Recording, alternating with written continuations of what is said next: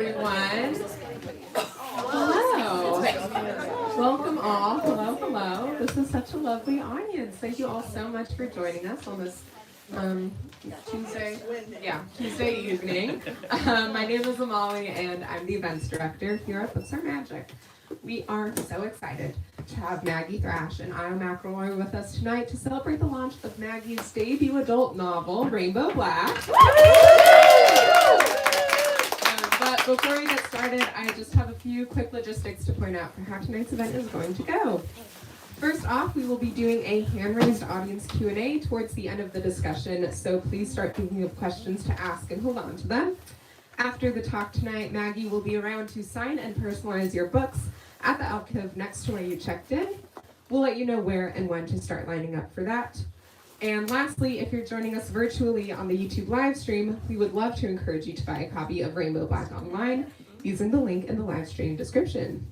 Now, a bit about tonight's book, and really, where do I even begin? Rainbow Black is your wildest daydream and your worst nightmare, with everything from hippies and Satanists to courtroom drama to a gay fugitive love story to a hilarious dystopian reality TV show to wine fraud.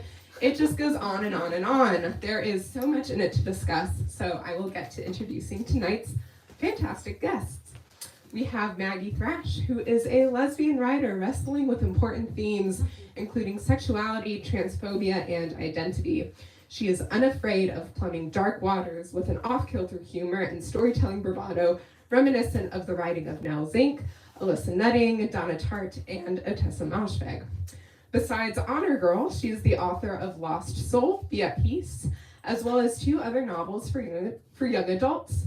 Born and raised in Atlanta, she now lives in New Hampshire. And as I mentioned earlier, McElroy joins Maggie in conversation tonight. Isle's debut novel, The Atmospherians, was named a New York Times Editor's Choice. Their second novel, People Collide, was published in September of 2023. Other writings appear in the New York Times, The Guardian, Vogue, Tin House, and elsewhere. Okay, that is all from me. Please join me in giving a very warm welcome to Maggie and Isle.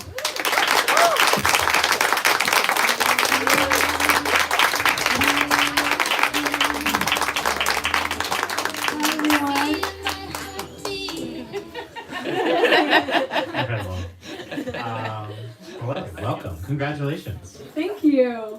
Thank you everyone for showing up. So I think we're gonna start with a reading from Maggie, and then we'll have a bit of a conversation. So let's get started. Sure.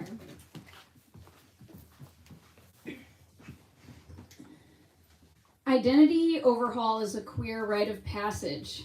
Cut your hair off or grow it long. Throw out your entire wardrobe. Samantha becomes Sam, Phil becomes Philippa. Or a person cuts the thread completely, as Gwen and I did, choosing names that contain no remnants at all of the ones we were given. The press has made short work of obliterating Joe Scottish, hollowing out that identity and dumping its contents back into the ill-fitting container that is Lacey Bond. Gwen, by some magic or by sheer force of personality, has managed to win her arm wrestle with the past. The media outlets obligingly refer to her as the model Gwen, rarely using her former name. It's as if we're 2 spies whose home government has collapsed. She's staying abroad on her never-to-be-completed mission, her fake identity becoming real. I'm getting sent back to the ruins. While the issue of whether I'm going to spend the rest of my life in prison is gnawed over like a bone by packs of lawyers, immigration officials, and FBI agents, I'm trapped. Society may allow 1 inch of room for a queer person's transformation, but it allows none for a criminal. When a violent offender looks at his rap sheet and says, "That's not me, I'm not that guy anymore," who believes him? Standing as I do at the intersection of these 2 groups, I can tell you confidently that it's all the same. No one person's identity redux is more honest or sacred than another's. Each is what it is. Survival.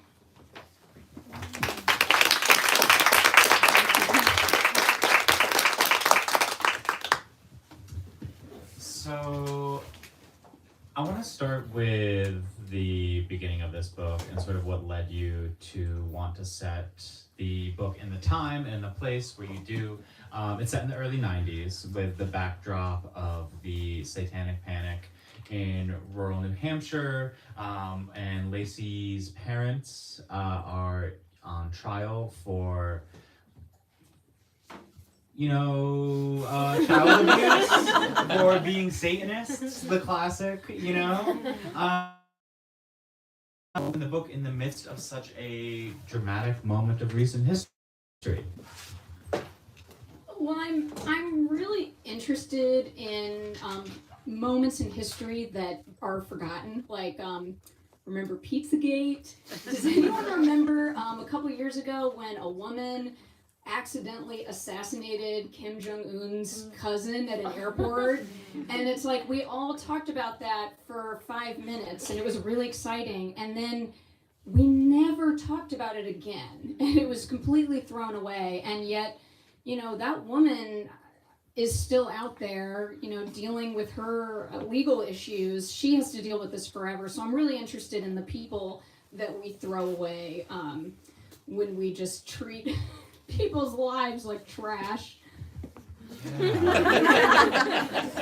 Actually, I don't remember someone assassinating, like... Oh, that was a goodie. She was told that it was this innocent woman who was told that she was part of a prank reality show, and that if she went and spritzed this guy in the face, it would be on television. It turned out the spritz was a deadly nerve agent, and she assassinated him. And then the conspiracy theory about it is that the reason she was asked to do this is because this guy had embarrassed the regime at Disneyland. And it's just like you can go deeper, you can go as deep as you want with these things, or you can just throw it away. Yeah, I'm interested, like, who is more to blame, reality TV or, like, assassins? I think that's the premise of her legal case. Yeah, blame reality TV for that. So during this time in the book, Lacey is not only dealing with her parents being on trial, she's coming to terms with her own sexuality. She has an older sister, Claire, who seems well aware of her sister's sexuality and makes a point of, like, noting it and what Lacey might be wanting from other women, a very, like, older sister sort of teasing manner. What do you think but throughout this, like, Lacey is still trying to hide it. It's unclear if she's hiding it from herself, hiding it from other people, what she knows about herself versus what she's willing to accept. So what do you think is the role of hiding and disclosure in this novel more generally? And what made you want to write about things that we know about ourselves versus, like, what others know about us? Yeah, I mean, that's a huge recurring theme in my life. I mean, I know that I seem like a literal open book. Like, I've written these 2 memoirs. I come across as very forthcoming, but I'm also very secretive. I feel like I juggle a lot of identities. Like, everyone who knows me in a different way, which makes an event like this very interesting, kind of high stakes, because it's like people who know me in a lot of different ways all converging on a point. And I like to assert a lot of control in my identity and in my presentation, but then I'm also constantly inviting chaos into that identity. And so I think I'm constantly balancing, like, control with self-sabotage in terms of my personal life and whether I want to be an open person or whether I want to be a closed off person. That's a negotiation I'm doing constantly, including in this moment as I'm deciding what to reveal to you. I mean, well, as a follow-up question, like, I'm curious, like, what made you want to, like, bring that to the character of Lacey? Like, why was it important to that Lacey be dealing with this, like, disclosure versus authenticity in this moment of, like, heightened, like, she's, like, 13, right? So, like, in, like, the midst of puberty. So, like, why is this an important time to be writing about those themes? Well, it's interesting to me that you frame it even as a choice, because I feel like as an author, I'm very instinct driven. The character's like that because I'm like that. And I've tried to write different types of characters and they often don't really work. But yeah, my character's, it's just, you're probably just seeing me when you see that. So Lacey at 13 has to grow up very quickly. Her parents are on trial, they're in jail, and for most of the time that we know her, she is without her parents. She's being raised by her older sister and by a very middling defense lawyer who might know what he's doing. It's a little unclear. So how is Lacey's personal story of abandonment representative of the larger sense of abandonment that so many of the children in the novel are facing? And what drew you to the subject? Yeah, again, that's sort of an interesting question, because it's like, why are we drawn to the things that we're drawn to? It's so deeply revealing. I think, as a child, I'm not trying to roast my parents, whom I adore. My mother is here tonight, but I think I had an appetite for attention that they were not necessarily capable of meeting. So I've always sort of related to orphans and abandoned people.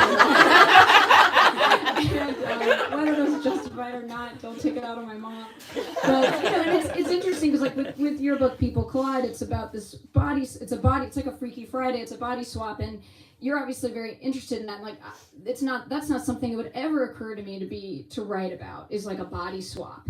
And so, but if I asked you, like, well, why are you into that? It's like, what? It's hard to know, like, why we are the way we are and why we inflict these things on our readers. Well, is it my turn to talk about myself now? We're just gonna be going back and forth, therapizing each other. I think it is so hard to figure out, like, what is, like, the actual source. Why am I like this? Why am I like this? And the books sort of, like, have the answer, but they don't. And it's always just sort of like a little bit of a mystery there.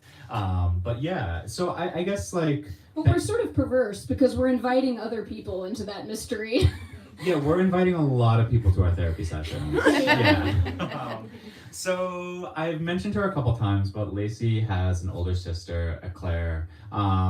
Such a vibrant and unique figure. Absolutely. I mean, if there's a part of you that was looking for more attention, maybe this went into Claire. And she steals the show over the first half of the novel. She's definitely, like, a great and incredible, like, tertiary character. Is just loud, yelling at people, defending people, but so loyal at the same time. Despite how, just charismatic she is, she remains, like, so loyal to her family. And I'm just curious, like, what inspired her character, and why was it important to pair such a magnetic character against Lacey's more demure personality? Yeah, I think I've always been very drawn to chaotic, loud, drama-filled people. Like, there's very few people who are, like, too much for me. It's like you can throw a lot of energy at me and I'll be like, go on, like, yes, and like I can really absorb a lot. And for me, this character of Claire is kind of representative of the type of person who's often asked to be quieter, and I never want to be that for someone else. Like, I never want to be a crusher. I never want to be a soul crusher. The best compliment anyone can give me is that they feel like they can be themselves around me. That's what I would really like to be for someone.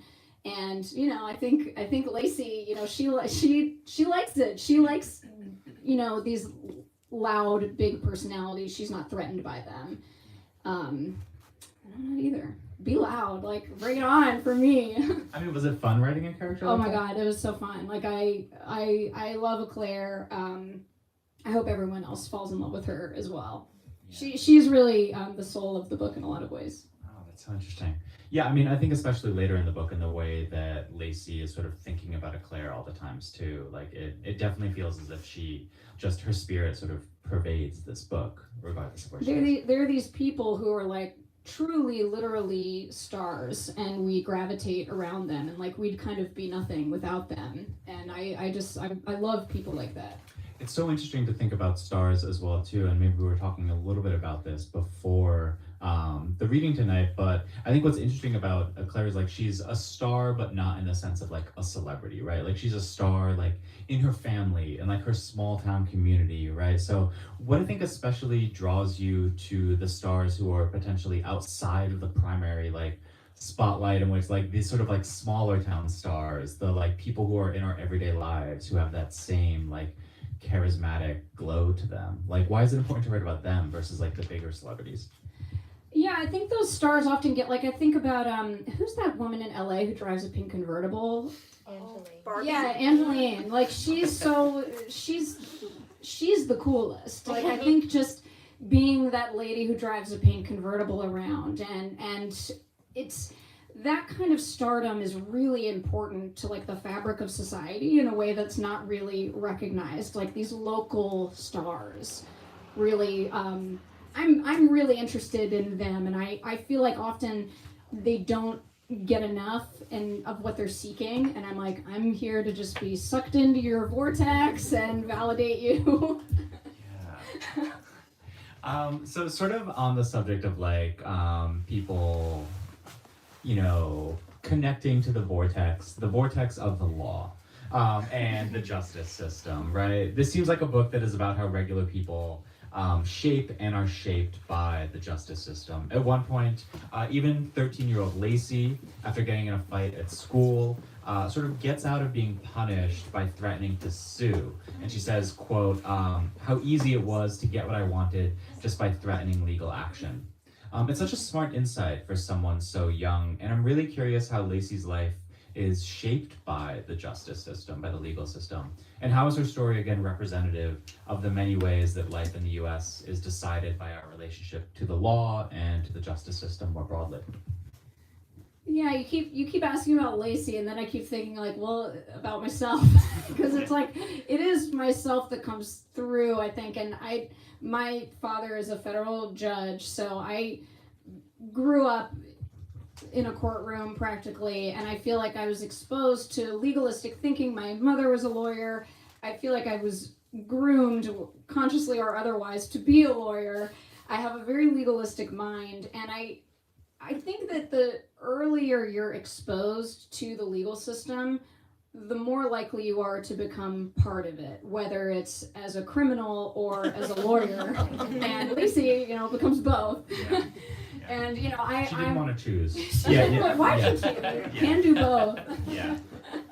Yeah. So that's interesting because so much of the book feels really like lived in a courtroom, right? And your understanding of that. So did that seem to come out of your childhood, out of your just like the world that you were growing up in? I do feel like the courtroom is my second home, and I often feel like I can sort of express myself better when it's in the really restrained, oppressive, format of a lawsuit. I actually feel like very comfortable there. I feel very at home there. How is a book like a lawsuit? It's true. Like these structures are, you can see them as oppressive, or you can just kind of, if you can't beat them, join them, and then. Yeah.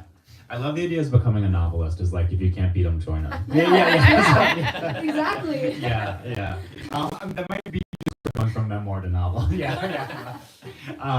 So the second half of the book jumps about 15 years into the future, to the mid-aughts, where Lacey is living in Quebec under a new identity with her partner and living with the consequences of a life-changing act that she took in her youth. It is the era of the Iraq War and marriage equality, subjects that reappear often throughout the novel. How do these two timelines parallel each other? Satanic Panic of the 90s and marriage equality of the 2000s. And why do you think you wanted to place them side by side? I think for me, it's about trying to express the delusion of progress. And because we throw the past away and treat it like it's disposable, we never actually resolve it. There's never any closure. And so we seemingly move forward, but our progress is really shallow and superficial. And, as long as we're going to keep reliving the past over and over and over. So, jumping forward 15 years, I really wanted to show how much things seem to have changed on the surface. Suddenly, We have marriage equality. This character who was oppressed for being a lesbian 15 years ago can now do whatever she wants in society. And yet that feeling of oppression has not left her soul. And, we're millennials. We grew up at, peak don't ask, don't tell. And even though that seems archaic now, it doesn't feel archaic. I still feel totally paranoid and misunderstood and like I shouldn't ask or shouldn't tell. And society can only change so much if, these millions of individuals continue to carry around the baggage of the past, which for the most part I think we all do. Yeah, I think it's like the question of like how does change actually occur? Like it can't just sort of change It at like doesn't. we have entered the existential portion, the cynical portion. So without giving too much away, I want to talk about how you push Lacey towards making a massive choice midway through the book that fundamentally changes the rest of her life and really launches the second half of the book. She makes the type of decision that would be hard for anyone to make. Was it difficult to write about a character who takes such a drastic action? And how did you remain close to the psychology of Lacey while writing about something so extreme? It is difficult, mostly in the sense that it's difficult for me, again, to expose myself and to expose the sort of thoughts that I have. And it was not hard to write because I've been on the brink of making some very extreme decisions in the past. I've had some moments where I've been about to do something really extreme. And the weirdest part about looking back on those memories, is how normal I felt at the time. How calm I felt, how it just felt like a decision, like any other decision. Like, I'm gonna go shoot somebody. That wasn't actually like, seriously considered. But, it's... Stay on Maggie's good side. But yeah, so I feel like I wanted to show that these extreme decisions often don't feel extreme to the person making them. Like if you go to a prison and talk to people, they seem completely normal, and they are completely normal. And often they're baffled by their own choices. They don't really understand what happened. And in their minds, it doesn't feel like this dazzling moment where they just did something so crazy. It's just pure bafflement. They don't know why they did what they did. Which is so interesting for writing about like character motivation, right? Like how do you create like a sort of seamless sense of motivation when oftentimes people are so confused by their own actions? I have no idea what they're doing. I have no idea what I'm doing half the time.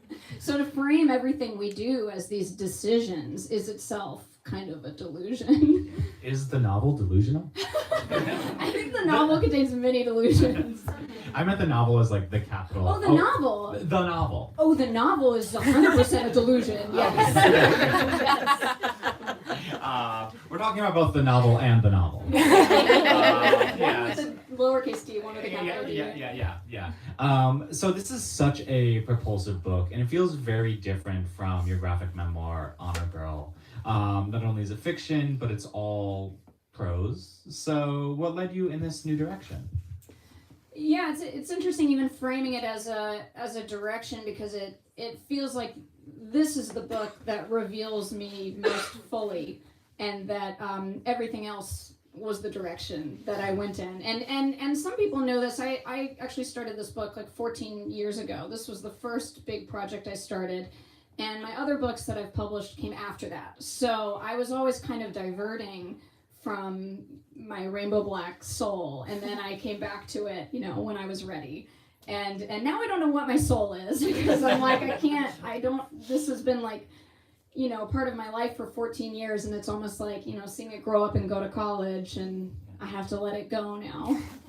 Is there anything in particular that made you want to write in the sort of like crime thriller genre? Oh, it's just the best genre. It's not complicated. There were anything involving a murder, anything involving a mystery, like, it's just the best. So I guess what was the process like for you learning how to write in that genre? I don't think I fully have learned to write in that genre, because as you read the book, you'll realize like this goes in and out of the genre constantly. So I'm still learning the art of the thriller. And I don't really think I mastered it here by any stretch. No, we can't say that. You're on. I mean, I far from mastering it, it's like I didn't even meet the criteria of a thriller in this, I don't think. You're supposed to say nice things about that. What is going on here? Yeah. The best thriller you've ever read. So I only have about another question left. So if you have some ideas for questions, start getting them ready. We're going to start moving towards the Q&A portion in a few minutes. But I want to go back to think a little bit about your career more generally and over the course of it, moving from Honor Girl to this. And despite the different subjects, the different genres, it seems like you're working with a lot of very similar themes. Coming of age, sexuality, secrets, and gossip. What makes you want to keep returning to these subjects?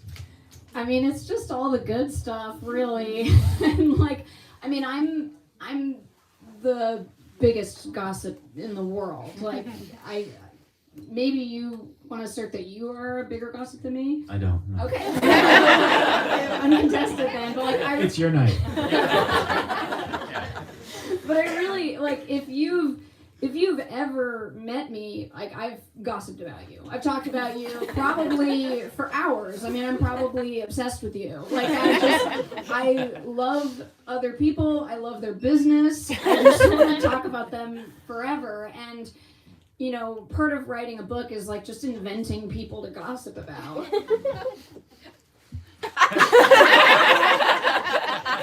I mean, memoir isn't that. Like, it's people that you've already... I find memoir actually quite stifling because I can't be as, like, nasty as I want to be, because it's very important to me. You know, I'm never going to make somebody look bad in my books. I'm always going to show their best side, and that can be so boring and exhausting. Like, fiction is where you get to be, like, really nasty. Okay, that's yeah, the true gossip comes out in Rainbow Black. Yeah. So are there any questions from the audience? Yes. Why Canada? So the question is straight to the point. Why Canada? Why Canada, indeed. I mean, since the book was set in New Hampshire, I found Montreal really fascinating because it's so close. It's like 2-hour drive away, but it's another world to the point where they're speaking another language. They have a different history. Everything about it is different, and yet it's right there. It's so close, and I really wanted to show how arbitrary, arbitrary, and yet at the same time significant our national boundaries are, and our boundaries, with each other and with the people in our lives. Thanks, Mom. Survival's a big theme in this book, and I guess as you were writing it, was there ever an iteration where Lacey didn't make it to the end? So the question is, survival is a huge theme in this book, and was there ever a version of this book where Lacey didn't make it? Yeah, no. She always was going to make it. There is a version of the book where she's significantly more beaten down by the end, but no, she's always going to make it. Yeah. Other questions? Yeah. You mentioned halfway that you had started this project 14 years ago and kind of, shelved it at different times. What were the biggest moments that made you want to pick it back up, or that folded back into the project that you were like, okay, now's the time? What were the signals that it was time? So the question is, you had put this book down and we're working on it over about 14 years. So what were the signals that made you think that you should return to this book? What made you want to go back to it? Is that okay? I like that you put it as signals, because that is how it felt. It really felt almost spiritual, where it was just like, it's time. And I really just felt extremely confident. And I hadn't felt that way about the book before. I knew that the themes were important to me. I knew the character was important to me. But suddenly I just felt like I know what to do. And that was it. Did you have a question? Yeah. Yeah. So you spoke about how oftentimes when we're reading about Lacey, we're reading about you, which would suggest that when we're reading about Joe, we're reading about you. But are there moments when we're reading about either of those characters where we're very much not reading about you? Distinctions between the two? So I would say broadly the question is, what are the separations between you and your main characters in this book? Anytime Lacey is being really diligent and responsible, that's not me. That's not me. I've always sort of fantasized that I could be the type of person to study really hard and make money and have a professional job, and I infuse that fantasy into the character. But yeah, that's not me. Her confidence, she has a lot of confidence in the second half of the book about her taste in wine, and I don't. I feel very much like if I'm out to dinner with someone, I'm asking the other person, like, do you think this is good? What notes are you getting? Like, I'm trying to figure out if it's a good wine or not, because I don't have that, like, cool confidence about wine that Joe has. So pretty much all the really cool, like, adult things about her are not me. What was your question? So I saw a quick clip on your Instagram where you announced that the editor of this book also edited Twilight. How did that happen? Was that intentional or was that just fate? I'm just curious. That was fate. So, yeah, the editor of this book also edited Twilight. How did that come about? Yeah, that was fate. That was fate orchestrated by my agent Steven. You know, the editor of Twilight is a freelance editor with Writer's House, and he put the book in front of her, and it was like, if she likes it, she'll edit it, and if she doesn't, you're trash. And she liked it, and you know that was also sort of a spiritual aspect of writing the book, was feeling like, oh, this person who, you know, I'm a twihard. I'm not ashamed of it. So feeling like this person who really understood the heart and soul of a book that I really looked up to was going to help me find myself and find the center of the book. But yeah, it was fate. Yeah. You mentioned that you started this 14 years ago. Was the intention always to set it kind of in the 90s satanic panic? Like, I haven't read the book yet, very excited, but I think we're seeing the world in a similar state where we're seeing this kind of like big tent conspiracy theory under QAnon, where it's essentially the satanic panic revamped. Like, has it always been the intention to do the 90s? So was the goal when you started writing this always to write about the satanic panic? It was always my goal, because I had these vague memories of like seeing trashy talk shows when I was a child, and it was always like, my daughter's a Satanist, and it seemed very frightening. And now if you look at those clips, they seem absolutely ridiculous, but as a child it was like, oh my god, the Satanists are among us.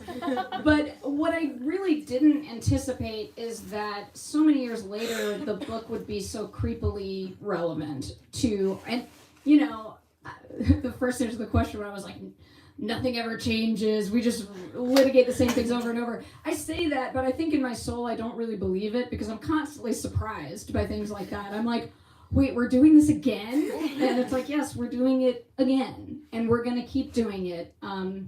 Which, you know, it gives my book like great shelf life, because it's gonna be relevant like 10 more times, like in our lifetime. Many satanic panics to come. Many panics to come. There was a hand. Yes. My question is, does it feel different releasing a novel than releasing a memoir? So does it feel different releasing a novel versus releasing a memoir? No, not for me. My books are all really personal, whether it's a true story or a story I made up. I feel like they're all equally personal. So for me, it doesn't feel that different. I think it probably feels different for my mother, who was in Honor Girl and is not in this. I think much to her relief. But for me, it's mostly the same. So a couple more questions. Yes. Are you a get up at 6 a.m. every morning, get coffee, sit down, write 10,000 words person, or no, not that person? Are you a early morning writer or a not an early morning writer? Absolutely not. Like I said, that anything you see with the character being like diligent, that is not me. I'm very self-indulgent. I'm very lazy. I sleep till 11 a.m. every morning. I write just when I feel like it, and if I don't feel like it, I just watch TV. Like I've never counted the number of words I've written in a day. I often will work on just a single sentence for like 4 days, and I never shame myself about that, because that's everybody's process is different, and as soon as my creative work feels like homework, I'm not going to do it. So it just has to feel life-giving and fun for me. Final question? I'm excited to read this book. I'm from New Hampshire and I love Satanic Panic, so. Oh wow! I'm interested in how you researched something as sensationalized as Satanic Panic and how you were able to bring it down to like a personal level for your characters. So what went into researching the Satanic Panic, something so extreme, and also how did you bring it to a personal level for your characters? The great thing about writing a story that involves any kind of lawsuit is you can just read the court documents and you can get a really close, intimate look at exactly how the defense team framed their arguments, how the prosecution framed their arguments. So it's based on the real life McMartin preschool trial, which happened in the 80s. Millions of dollars were spent trying to prosecute these little old ladies who had done nothing. And I just read a lot of the court documents. As for New Hampshire, I really hope that I will get your seal of approval with my New Hampshire representation, because I am not from New Hampshire, and I hope that I captured it well. But I've always kind of like had a crush on New Hampshire. I've always idealized New Hampshire, and loved it from afar. And I do live there now. I live there now. I bought a house there. You're together now. We're together. Thank you so much, Maggie. This was such a great night. Thank you, Ira. Thank you so much. And thank you everyone for coming. Thank you all again so much for coming out. Thank you to everyone who asked questions. Thank you, Isle, for moderating such a fantastic conversation. I have to say, they do this often, and every time I'm just like blown away by the care that they put into analyzing each book, and the questions are everything that I had hoped and more. And thank you to Maggie for celebrating this fantastic debut launch with us. As I told her earlier, we're all obsessed with this book. So if this conversation didn't convince you, go see my coworkers Isabella and Aisha, and they will talk your ear off with many more reasons why to buy it. That said, if you're still with us on the live stream, you can buy a copy by clicking the link in the live stream description. For those of you with us tonight, if you haven't already got one, we have plenty of additional copies available for purchase up at the register. Maggie will be around to sign and personalize your copies. That's going to be happening at the alcove, where, Emma, could you point to where the receiving desk is, please? Thank you. Yes, Maggie will be signing right over there. So we ask that you all gather your personal belongings with you, line up down the center aisle, and curve around to the door. That is all we have for tonight. Let's give these two one last round of applause. Thank you all.